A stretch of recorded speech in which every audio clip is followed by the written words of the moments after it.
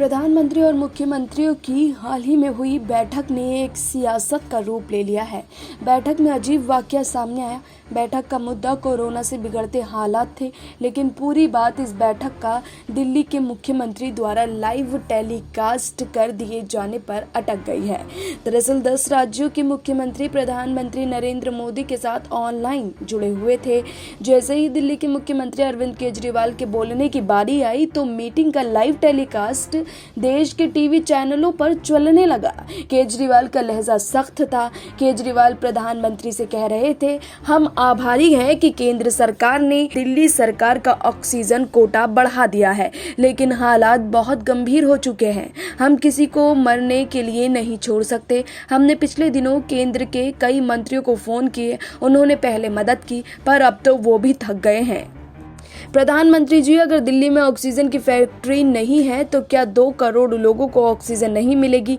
जिन राज्यों में oxygen plant है वो दूसरों के ऑक्सीजन रोक सकते हैं क्या? अगर किसी अस्पताल में 1-2 घंटे की ऑक्सीजन बच जाए या ऑक्सीजन रुक जाए और लोगों की मौत की नौबत आ जाए तो मैं फ़ोन उठाकर किससे बात करूं? कोई ट्रक रोक ले तो किससे बात करूं? आप बस ये बता दीजिए। हम लोगों को भरोसा दिलाना होगा कि एक एक जिंदगी की कीमत है। हम दिल्ली के लोगों की तरफ से हाथ जोड़कर अपील कर रहे हैं कि तुरंत कोई कदम नहीं उठाया गया तो दिल्ली में बड़ी त्रासदी हो सकती है। मैं आपका मार्गदर्शन करना चाहता हूं। सबसे ज्यादा ऑक्सीजन के ट्रक रोके जा रहे हैं। अगर आप उन राज्यों के मुख्यमंत्रियों को एक फोन लगा दें तो वो बहुत होगा। मैं मुख्यमंत्री होते हुए भी कुछ नहीं कर पा रहा हूं। ईश्वर ना करे कि कुछ अनहोनी हो गई तो हम कभी अपने आप को माफ नहीं कर पाएंगे। इस पर प्रधानमंत्री ने केजरीवाल को टोका और बोला कि ऑक्सीजन एक्सप्रेस ऑलरेडी चल रही है। केजरीवाल ने कहा कि जी, लेकिन दिल्ली में नहीं आ रही, बाकी राज्यों में चल रही है।